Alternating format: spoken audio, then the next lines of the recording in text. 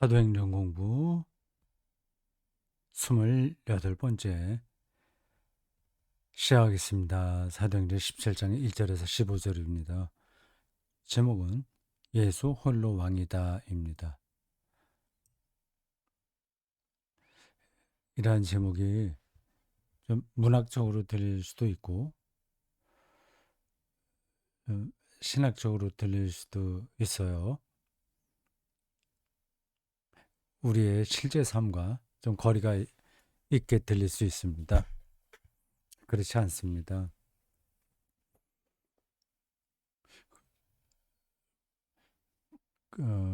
오늘 이제 본문에 나오게 되겠는데 예수를 임금이라고 전한다는 음, 내용으로 바울 일행이 고발당하거든요. 그게 로마의 그 황제 체제 아래서 용납되지 않았던 겁니다. 초기 그리스도인들이 얼마나 이 로마 그 제국 황제에 저항했는지 그거는 또 뭐 또 따로 연구해 봐야 됩니다. 노골적으로 저항하지는 않았을 거예요. 이게 명시적으로 저항하지는 않았는데 근데 그 바닥에는 분명히 로마 체제와는 병립할 수 없는 신앙이 놓여 있습니다. 근데 그 이제 또 후반부에 잠깐 더 얘기하겠습니다. 그걸 가리켜서 예수 홀로 왕이다는 문장으로 표현할 수 있어요. 17장 1절에서 15절입니다. 제 2차 선교 여행에 그래도 앞부분에 해당하겠죠. 바나바와 헤어지는 일서부터 2차 선교 여행이 시작합니다.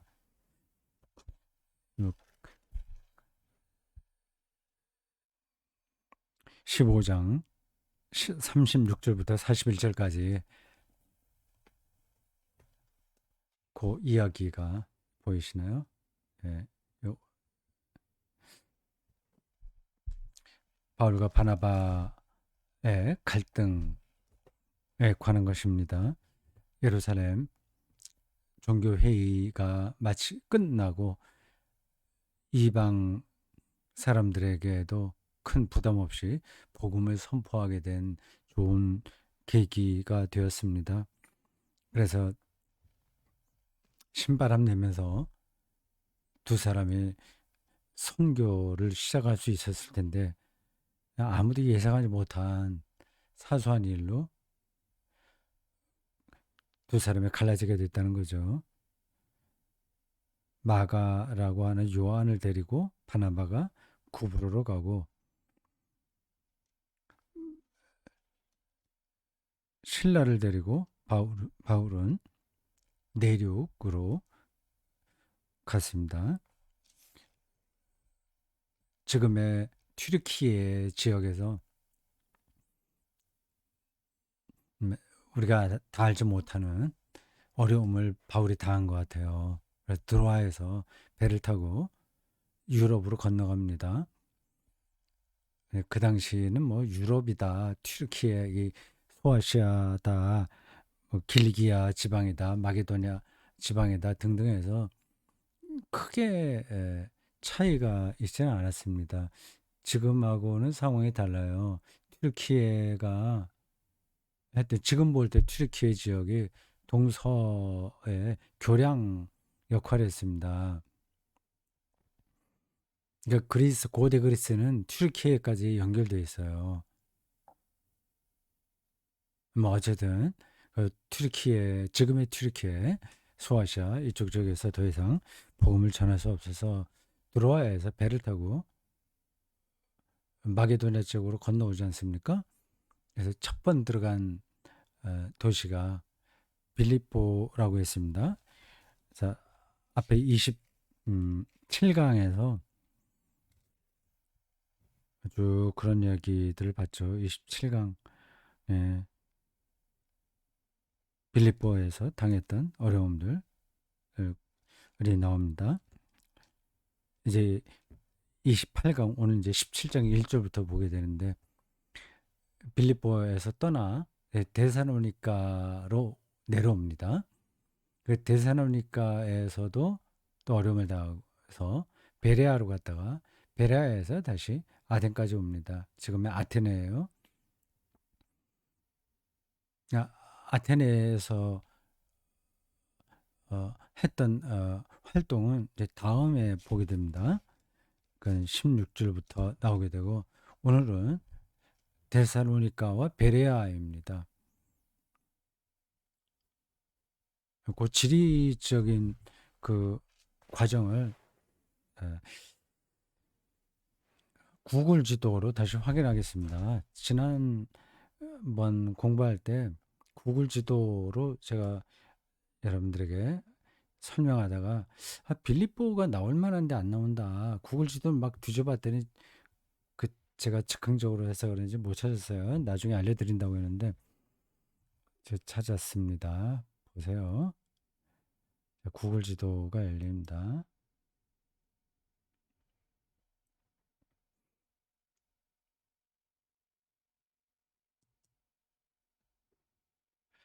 구글 지도 조금 더 줄여야 되겠네요.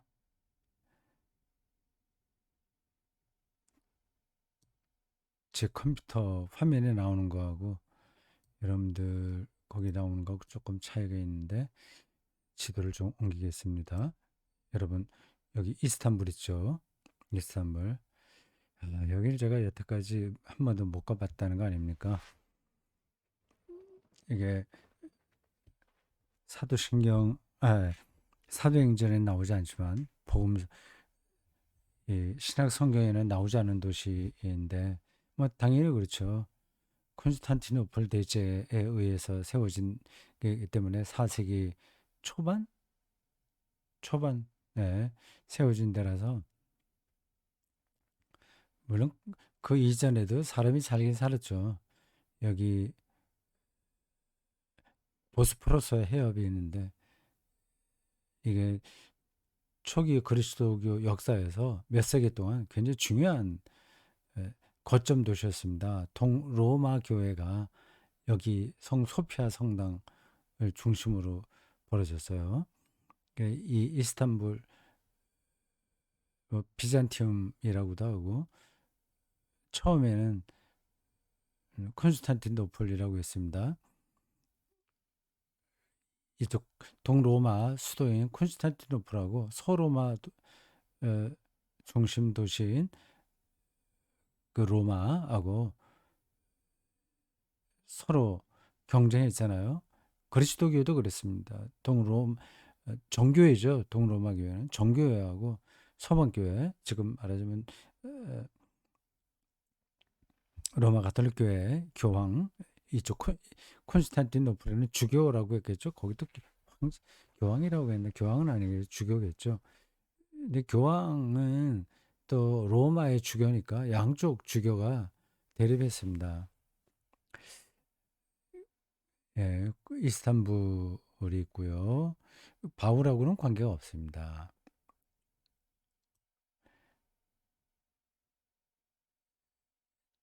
지금 그 언저리에가 들어와요. 배를 타고 쭉 갔는데 배를 타고 이렇게 쭉 갔겠죠. 그래서 빌립보라고 하는데 이거 빌립이 웬만하면 이 지도에 크게 그 당시 그 성경이 사도행전에 기록될 때는 필립보가 큰 도시였거든요. 필립 메센가, 필립 대왕인가, 필립 메센가가 세운 도시예요. 지중해입니다. 여기는 여기 카발라 있죠. 카발라에서 조금 더 가면 여기에 필리피가 있습니다. 지도를 확대해 보겠습니다. 나오죠. 예, 카발라였죠. 아, 이거 구글 지도가 참 멋있네요. 요 커서를 살짝 대니까 카발라라고 하는 곳에 그 지형이 아니라 건물 풍경이 나오네요. 카발라 해변가겠죠. 이런 데도 바울도 들리긴 했을 겁니다. 들렸을까? 안 들렸을 수도 있네. 여기 이제 필리피라고 되어 있습니다. 이게 작은 도시인가 봐요.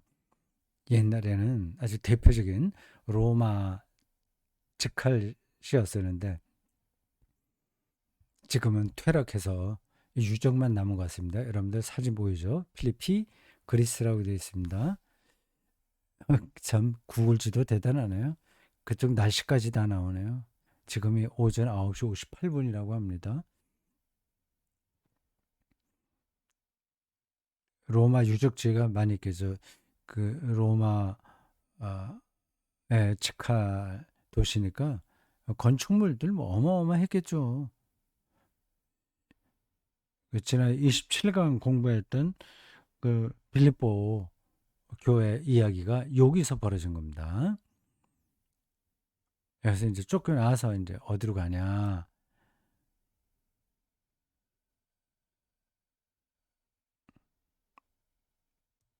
쭉 거기서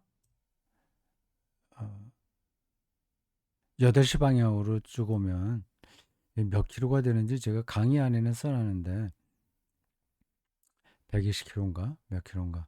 네, 데살로니가가 있습니다.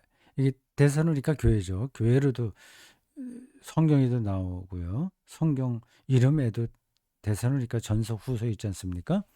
이 데살로니가 전서 후서가 바울의 편지 중에서 제일 먼저 기록된 겁니다. 그 말은 곧 신약 성경 중에서 제일 먼저 기록됐다고 하는 겁니다. 언제 기록됐냐 하는 게 중요한 이유는 그 시대적 상황을 그 신약 성경 고 해당하는 문서가 바탕에 깔기 때문입니다. 데살로니가 전서 후서는 1900이 아니라 기원 후 아주 초기 40년경 40년에서 45년 사이에 기록됐을 거예요. 그리고 정확한 횟수는 제가 머릿속에 없습니다. 대충 그 언저리라고 봐요. 예수님이 기원 후 30년에서 33년 그 사이에 십자가 처형을 당하셨다면 그리고 곧 바울이 회심하죠.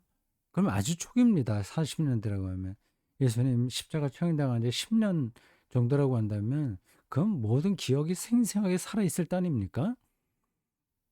그때 이제 기록된 게 데살로니가서예요.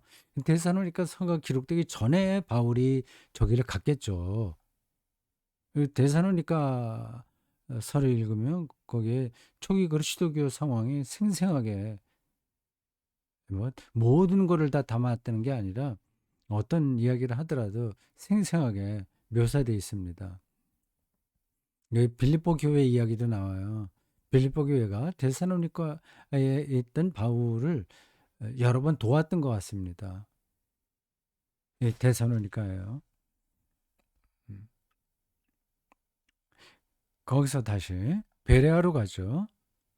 베레아가 이제 여러분요 베리아 보이죠? 베리아 여기 있습니다. 지금은 베리아라고 부르나 봐요. 무슨 건물일까요? 잘 모르겠습니다. 뭐 숙소인가 뭔가요? 근데 이 구글이 그 도시 대표 건물을 이렇게 링크해 놓는 것 같은데 뭔지는 제가 잘 모르겠습니다. 베레아예요. 베레아에서도 잘 이제 말씀을 전했는데 또 이제 데살로니가에 있는 사람 유대인들이 와서 방해하죠. 거기서 이제 야반 도주 비슷하게 해서 바닷가로 보냈다고 그래요. 바닷가가 어딘지 그건 잘 모르겠습니다. 베리아, 지금의 베리아에서 이 바다까지 까지 왔어요. 그리고 배를 타고 왔는지 어떤 건지는 모르겠는데 이 아테네까지 오게 됩니다. 지금 이 지중해예요. 아테네. 그리스의 지금 수도죠. 성경에는 아덴이라고 되어 있습니다. 철학의 도시라고 하죠. 아테네. 여기까지 오고, 왼쪽에 보니까 고린도가 나오네요. 고린도. 다 바울이 전도했던 지역입니다. 생생하죠?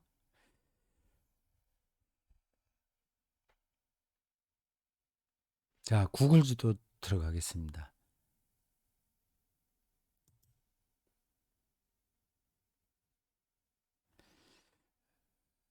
우리, 우리가 그냥 보는 지도 다시 한번 볼까요?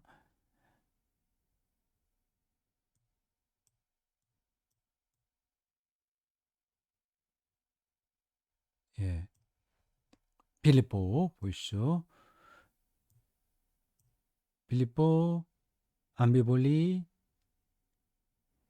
아, 데살로니가, 베레아,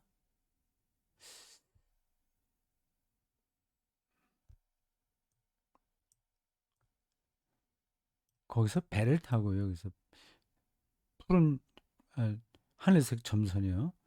배를 타고 아덴까지 왔다가 고린도 가고 갱그리아까지 와서 이제 배를 타고 에베소 가고 그래서 배 타고 어, 가이사랴 갔다가 예루살렘으로 가죠. 그게 이제 2차 선교 여행의 마지막 장면입니다. 요거 이제 들여보내겠습니다.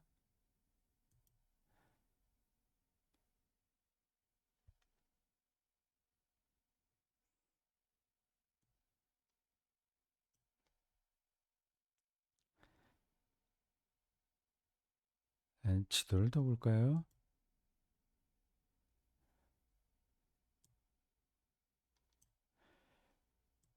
아테네 지금 이제 대사로니까 여기에요.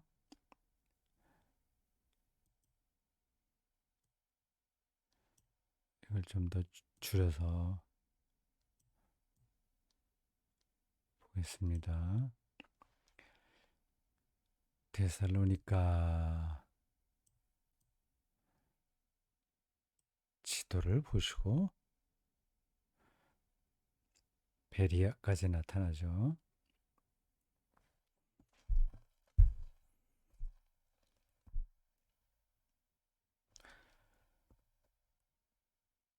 성경 사도행전 17장 1절에서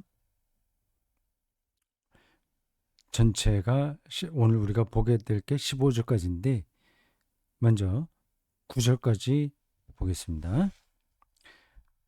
좀 빨리 읽어보겠습니다.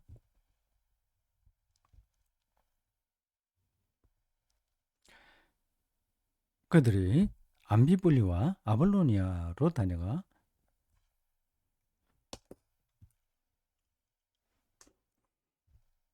데살로니가에 이르니 거기 유대인의 회당이 있는지라 바울이 자기의 관례대로 그들에게 들어가서 새 안식일에 성경을 가지고 강론하며 뜻을 풀어 그리스도가 해를 받고 죽은 자 가운데서 다시 살아나야 할 것을 증언하고 이르되 내가 너희에게 전하는 이 예수가 곧 그리스도라 하니 그 중에 어떤 사람과 경건한 헬라인의 큰 무리와 적지 않은 귀부인도 고난을 받고 바울과 신라를 따르나 그러나 유대인들은 시기하여 저자 시장이요. 이걸 왜 자꾸만 저자라고 번역하는지 모르겠어요. 저자의 어떤 불량한 사람들을 데리고 떼를 지어 성을 소동하게 하여 야손의 집에 침입하여 그들을 백성에게 끌어내려고 찾았으나 발견하지 못하며 야손과 몇 형제들을 끌고 읍장들 앞에 가서 소리질러 이르되 천하를 어지럽게 하던 사람들이 여기도 이름에 야손이 그들을 맞아 들였도다. 이 사람들이 다 가이사의 명을 시저 카이저 가이사르를 가리켜요. 이렇게 거역하여 말하네. 다른 임금 곧 예수라 하는 이가 있다 하더이다 하니 무리와 읍장들이 이 말을 듣고 소동하여 야손과 그 나머지 사람들에게 보석금을 받고 놓아 주니라. 이게 데살로니가에서 벌어졌던 소동입니다. 빌립보에서는 회당을 찾지 못했죠. 그래서 강가로 가서 기도하는 여자들에게 전도했습니다. 이 데살로니가에는 회당이 있었습니다. 이 2절에 보면 재밌어요. 바울이 자기 관리대로 뭐 라삐니까 안식일에 가는 거, 안식일에 회당에 들어가는 거 당연하죠. 굳이 관리대로라고 하는 말을 붙이지 않아도 되는데 이렇게 붙인 이유가 따로 있을까요? 바울이 회심하긴 했지만 여전히 이 유대교 전통을 그대로 지켰다는 뜻입니다. 그럼 바울만이 아니라 초기 그리스도인들, 뭐 제자를 비롯하여 대다수가 그 유대교 관례를 그대로 따랐습니다. 그게 굉장히 오래됐어요. 오랫동안 지속됐습니다. 우리가 생각하는 것보다는 오래됐습니다. 새 안식일에, 안식일이면 안식일이지 뭐 새 안식일, 세 번이라고 하는 거니까요. 뭐 굳이 세 번. 그러니까 바울이 이 데살로니가에 3주만 머물렀다는 말인가? 그렇게 생각할 수 있습니다. 그렇지 않습니다. 여기에 상당히 오랫동안 머물렀어요. 근데 굳이 새 안식일이라고 이렇게 표기한 이유가 어디에 있는지는 제가 잘 모르겠습니다. 이 사도행전을 기록한 이 누가가 바울의 그 선교 여정에 관한 이야기를 자세하게 모르고 있다가 아니면 어디 소문을 듣고 새 안식일이라고 기록한 건지 모르겠습니다. 그건 정확하지 않아요. 이 사도행전을 기록한 사람이 바울을 늘 따라다녔던 사람이 아닙니다.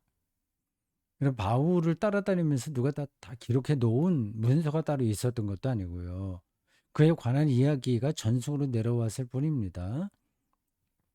물론 이 사도행전 안에는 바로 옆에서 동행한 사람이 일 경우에만 알만한 일들도 나와요. 아마 그런 것들은 문서로 좀 남아 있었을 겁니다. 그러니까 구전이나 또는 문서 전승, 문서들 그런 것들을 다 수집해서 이 누가가 사도행전을 기록한 거예요. 그러다 보니까 정확한 이야기도 있고 조금 그렇지 않은 부분도 있고 해요. 성경을 가지고 강론했다. 여기서 이 성경은 뭔지 아시겠죠? 신약 성경은 물론 없었습니다.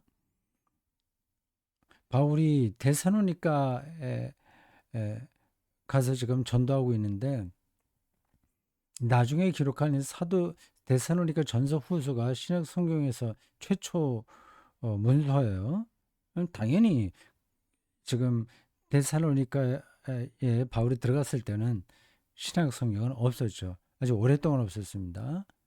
4세기까지 확정된 신약 성경이 없었어요. 뭐 다 아시죠? 이거 개론적인 건데. 마태, 마가, 누가 뭐 이런 사도행전, 요한계시록 이런 것 자체가 없었다고 하는 게 아니라 어떤 걸 경전으로 하느냐는 결정은 굉장히 후대에 일어난 겁니다. 정확하게 하면 397년인가? 칼케톤 종교회인가? 그 정확하게 모르겠습니다.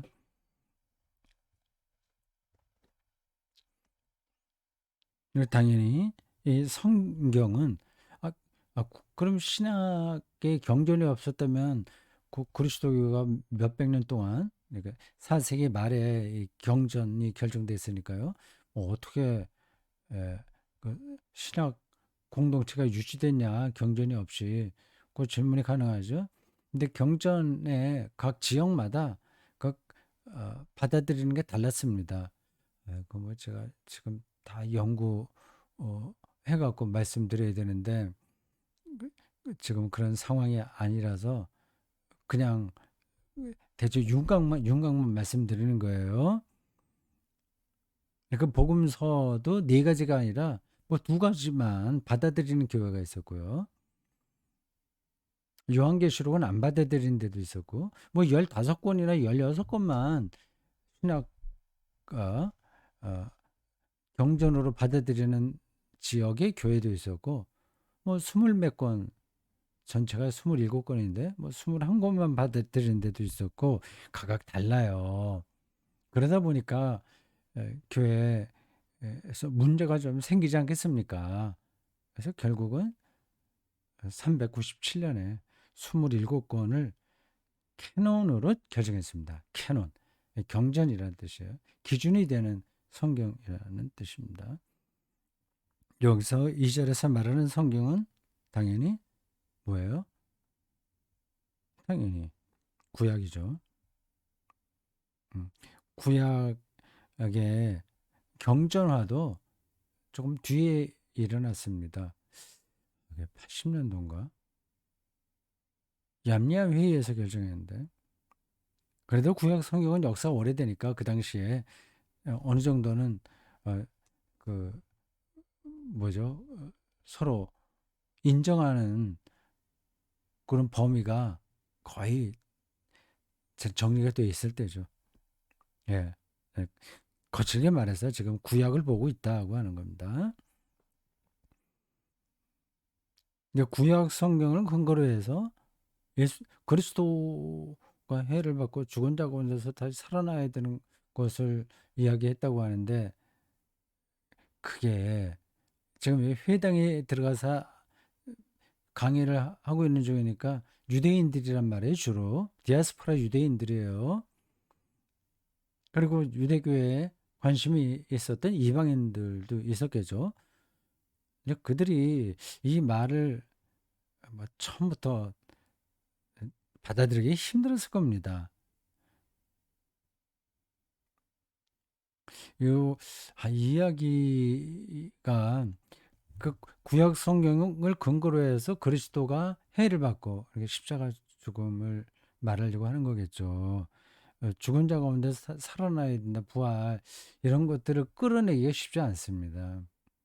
이거는 상당히 오랜 세월이 지난 다음에 초기 그리스도교가 어, 제공한 제공했다기보다도 어, 해석한 결과예요. 그러니까 여러분들이 사도행전을 읽을 때 조금 유의해야 할 점은 다음입니다. 그 내용을 그 당시에 바로 행해졌다고 꼭 그래 생각하지 않으셔도 됩니다. 그 당시에 행해진 것도 있겠으나 상당히 후대에 결정된 걸 이렇게 역사를 이제 거꾸로 가서 그 초기에 일어난 걸로 말할 수 있는 거예요. 글쓰기의 에, 성격이 원래 그렇습니다. 글 쓸 때 그 당시의 생각이 그 역사를 거슬러서 지금 글쓰기에 나오는 사람들의 말로 덧입혀질 수가 있는 거죠.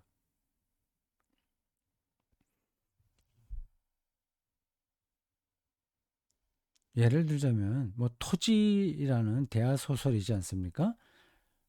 일제 그 전부터인가 시작해서 해방될 때까지 이야기를 담고 있는데, 거기 등장하는 사람들은 한참 전이잖아요. 근데 박경리 선생이 쓸 때의 우리 남북 관계라든지 뭐 시대적인 상황, 그런 것들도 거기에 암시될 수 있는 거예요. 뭐딱 정확한 예라고 할 수 없는데, 비유적으로 그렇게 생각하시면 되는 겁니다. 글 쓰는 사람의 그 당시에 그, 그 누가 예를 들자면 이 누가가 그랬을 때 그리스도교 신앙 내용이 지금 바울의 입을 통해서 이렇게 선포되는 겁니다.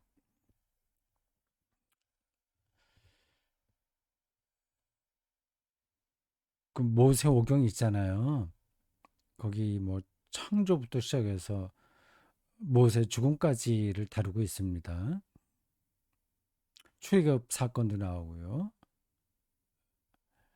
어, 그런 것들도 그 이야기의 역사적 그 시대를 그대로 재현하는 게 아니라 그 이야기를 기록한 시대가 거기에 반영되는 겁니다. 그러니까 바벨론 포로 사건이 모세오경에 이 모세오경이 음, 나오게 된 그 배경인 거예요. 그러니까 바벨론의 역사 경험이 모세오경에 들어가 있는 겁니다. 그 증거 뭐 찾으려면 뭐 이런 아주 많습니다. 그 둘 사이에는 거의 500년 이상의 500년이 뭐예요? 1000년까지 시간의 차이가 있는데 천년 후에 예, 경험한 일들이 또 거기서 경험한 하나님이 그 천년 전을 배경으로 한 그 이야기 속에 반영되는 겁니다. 창조 이야기도 마찬가지예요. 바벨론 신화에서 영향을 받았거든요. 그러니까 그리고 가인이 아벨을 죽이는 이야기라든지 형제 살해나 뭐 등등등 여러 가지 일들이 다 그렇습니다. 자, 그러니까 3절에 나와 있는 요 그리스도교 복음의 요약문이라고 할 수 있는 이게 데살로니가에 들어가자마자 이렇게 그 새 안식일에 바울이 유대인들을 대상으로 한 설교와 딱 일치한다 이렇게 보지 않으셔도 됩니다. 그래 봐도 되고 예, 꼭 그렇게 보면 안 된다는 뜻은 아닙니다.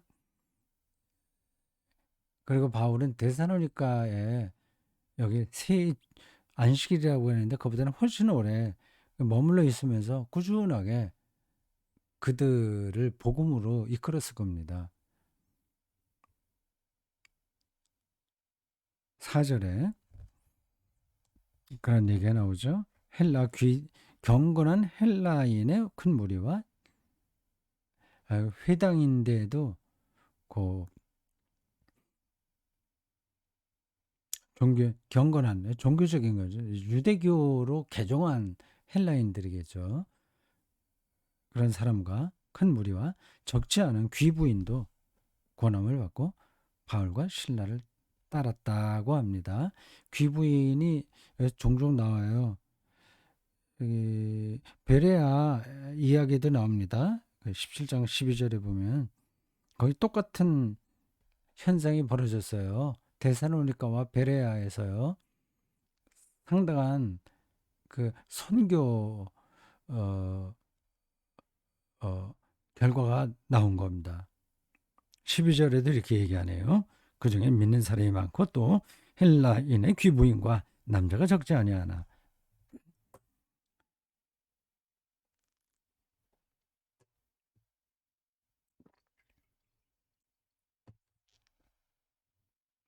헬라인의 귀부인. 그 빌립보에서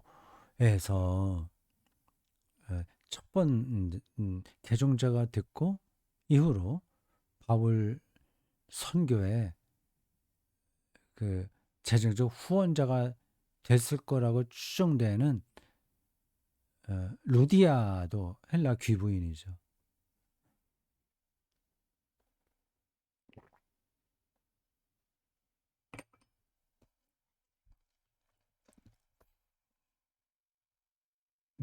적지 않은 사람들이 복음을 받아들인 반면에 여기는 뭐 세례 받았다는 얘기는 잘 안 나오네요. 빌립보에서 루디아와 간수가 세례받은 이야기고 뒤는 이제 또 안 나오네요. 경건한 헬라인의 큰 무리와 적지 않은 귀부인도 권함을 받고 뭐 세례받더라. 이렇게 하면 참 깔끔한데 그렇진 않습니다. 그런 내용들이 여기 함축돼 있다고도 볼 수 있어요. 4절까지는 순조롭게 일이 진행되는데 5절부터 이제 어려움을 당합니다. 이러한 패턴이 반복돼요. 바울의 전도에 많은 사람들이 호응을 하지만 또 다른 한편으로는 적대적으로 대하는 사람들도 많았습니다. 이게 예수님에게 일어난 그 대중들의 반응하고 비슷해요. 이 누가가 막 그걸 의도했는지 모르겠습니다. 그런 의도했을 가능성이 높습니다. 바울은 뭐 예수님과 똑같은 음, 일을 했다, 뭐 역할을 했다, 또 그런 운명에 떨어졌다, 그걸 얘기하고 있는 것 같아요. 그 뒷부분으로 가면 이제 그런 게 더 노골적으로 나타납니다. 5절부터 유대인들이 시기에서 뭐 등등등등 뭐 야손의 집에 침입했다고 하죠. 이 야손이 회당장이겠죠. 뭐 그런 일들이 바울이 가는 곳마다 일어났습니다. 근데 이 사람들이 어떻게 고발하냐 하면 뭐 이 세상을 이제 어지럽게 한다. 미풍양속을 흩트린다. 뭐 그건 늘 하던 얘기고 예, 그 빌립보에서 일어난 이야기에서도 비슷한 게 나타났습니다. 예수님도 세상을 어지럽힌다는 고발을 당했고 이 바울도 비슷합니다. 7절에 이 가이사의 위왕을 거역했다고 하는 표현이 나와요. 그리고 다른 임금 예수가 여기 있다라고 주장한다는 겁니다. 이 케사르, 카이저라고도 부르는 그 로마 황제가 절대자죠. 거의 신처럼 추앙받던 사람인데 그 황제들은 이제 무소불위의 능력을 행했습니다. 신의 대리자와 하죠. 만인 지상의 존재예요.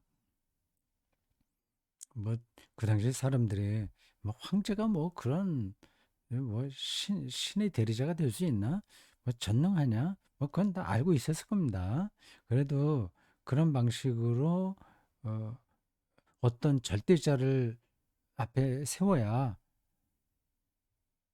그 제국이 유지된다고 하는 거는 다 그건 이제 아는 거죠. 일종의 이데올로기로 작동하는 거죠. 그 대중들은 그러한 절대자를 앞에 내세우면 따르게 되어 있습니다. 엘리자베스 2세가 돌아가셔서 전 세계가 주목을 주목하죠. 전 세계 지도자들이 다 조문하느라고 정신이 없었습니다. 이제 장례가 끝났고 어제 끝났죠. 예, 이제 조용해지겠죠. 근데 한 여자의 죽음에 이렇게 전 지구촌이 떠들썩 한다는 좋은 뜻으로나 좀 그렇지 않은 뜻으로나 다 그랬듯 다 좋은 쪽이겠죠. 한다는 건 참 놀랍긴 합니다. 이 세속화 시대, 세속화 이후이기도 하고요. 그 민주공화 시대에 절대 왕권의 상징인 영국 그 여왕의 죽음을 어떻게 봐야 되냐 하는 건 다들 양면에 이렇게 저렇게 이제 좋은 쪽도 있지만 나쁜 쪽도 있고 뭐 등등 하는데 어쨌든 그 힘이 되게 막강합니다. 지금 그 군림은 하나 통치하지 않는다는 개념으로 영국의 이 왕정이 유지되고 있지 않습니까? 군림은 하되, 그러니까 큰 영국 대영 제국을 최고 수장이긴 하되 통치하지 않는다. 통치는 이제 수상에게 맡기는 거죠. 그래서 애매한 그런 상태로 존재하고 있긴 있는데 그 왕정 제도를 반대하는 사람들도 영국에도 많이 있습니다. 일본에도 비슷한 이제 왕정이 있죠. 하여튼 사람들에게는 그러한 대중 심리가 작동하는 것 같아요. 뭐 이건 북한은 뭐 살아있는 왕이나 마찬가지죠. 그 김정은이 말이죠. 절대자로 숭배받지 않습니까? 그게 여러분들 눈에 이상하게 보일지 모르지만 이 사람 심리는 그렇게 갑니다. 그게 조작됐든 어쨌든 말이죠. 지금도 뭐예요? 그 가수나 뭐 어떤 그런 그 인기를 끄는 대중 스타들에게 빠지는 사람들은 다 그런 심리입니다. 김정은을 에게서 갑자기 뭐야 북한의 김정은을 절대자라고 생각하는 것처럼 지금 대중 스타들을 절대자로 생각하는 우리 사람들 많은 거죠. 비슷한 대중들의 심리작용입니다. 여기 가이사도 그런 거거든요. 팍스 로마나라고 해서 로마의 평화요. 제가 다른 때도 얘기를 들었죠. 팍스 로마나 그 로마의 평화가 절대 이념인 겁니다. 팍스 로마나를 에, 설명하려면 또 시간도 좀 필요해요. 그냥 지금 뭐 자본주의가 일종의 그런 역할을 하는 겁니다. 그, 이, 잘 살아야 된다는 거, 재산이 계속 늘어야 된다는 거, 이 자본주의 시스템의 이데올로기잖아요. 그거, 그거하고 반대로 나가는 거는 전혀 용납이 안 되지 않습니까? 그 로마 체제에 여기는 뭐 정치, 군사, 뭐 예술, 연극, 과학 모든 것들이 포함되는데 그게 이제 절대 가치로 작동되는 세계가 로마 제국이죠. 지금 미국이 이제 그런 역할을 어느 정도 하고 있고 지금 계속 그거 하려고 하는 거예요. 그리스도인은 팍스 로마나가 아니라 팍스 크리스티, 그리스도의 평화예요. 성격은 다르긴 하나 그리스도가 어, 인간, 인류, 세계를 통치한다는 그런 뜻입니다. 이제 이게 맞서서 대결한다는 게 아니라 생명 개념이 다른 거죠. 로마나는 군사, 정치, 뭐 문화 이런 데서 세계를 압도하려고 하는데, 근데 그리스도의 평화는 그리스도의 사랑, 구원, 평화, 안식, 뭐 희망 이런 걸로 지배한다는 거죠. 근데 이게 충돌할 때도 있습니다. 사도행전 사도신경에 보면 본디오 빌라도에게 권을 받으사 그런 얘기 나오잖아요. 네, 그 강의안을 여러분들이 나중에 읽어보십시오. 이거 들어가고 강의안요. 본디오 빌라도 어디 나오나? 예수는 왕이다. 강의안 여러분들이 전체를 다 읽어보시기 바랍니다. 본디오 빌라도에게 권을 받으사. 핵심적으로 말하면 이 내용은 이렇습니다. 그리스도교가 시간이 많이 갔네요. 로마의 공인을 받은 다음 콘스탄티누스에 의해서 조금 한 50년 후에 국교가 돼요. 그럼 이제 완전히 격이 달라지는 겁니다. 종교적으로는 교황이 유럽을 지배하고 정치적으로는 이제 로마 황제가 지배하는 거죠. 근데 본디오 빌라도가 고난을 받았다고 하는 말은 로마 체제를 부정하는 거 아니겠어요. 그게 악의 아, 상징이죠. 이 본디오 빌라도는. 근데 로마의 국교가 됐는데도 그리스도교가 예배를 드릴 때마다 본디오 빌라도를 사도신경에 나와 있는 그 내용을 반복했다고 하는 것은 참 특별한 상황이에요. 웬만해서는 뭐 누이 좋고 매부 좋다고 로마가 기독교에게 베푸는 그 물량적인 뭐 그 도움들이 상당하거든요. 그렇다면 뭐 좋게 이런 구절들은 뺄 만도 한데 그냥 악의 세력에게 고난을 받으사 했으면 좋는데 로마를 상징하는 본디오 빌라도를 그대로 적시하고 있어요. 그건 특별합니다. 그건 여러분들 읽어보세요. 자, 그래서 더 이상 데살로니가에 머물러 있을 수가 없었고요. 이제 베레아로 가게 되죠. 베레아, 베리아, 데살로니가 여기 베리아가 있습니다. 여기 가서 또 회당에 들어갔네요. 거기서 데살로니가에서 했던 거하고 비슷한 말씀을 전했고 12절에 보면 많은 사람들이 성경을 오랫동안 배웠다. 베레아. 근데 여기서 또 소동이 일어납니다. 13절에 데살로니가에 있는 유대인들이 이제 또 사람들 보내서 움직여서 소동하게 했고요. 그리고 이제 이제 야반도주 뭐예요? 야반도주인가? 하여튼 어디에요? 14절에 보면 형제들이 그 바울을 내보내요. 바다까지 가게 하되 실라와 디모데는 아직 거기 머물더라. 좀 급했나 봐요. 바울만 일단 피신시킵니다. 디모데가 다시 나오네요. 앞에서는 처음에 출발할 때는 디모데가 있었다가 중간에 빌립보와 데살로니가 뭐 이런 데는 이 디모데가 나오지 않더니 여기 신라하고만 나오죠. 여기 디모데가 다시 등장합니다. 두 사람은 베레아에 머물고 바울은 아덴까지 갔습니다. 아테네예요. 드디어 그리스의 수도로 갑니다. 자, 오늘 좀 길었습니다. 오늘 여기까지 하겠습니다. 수고하셨습니다.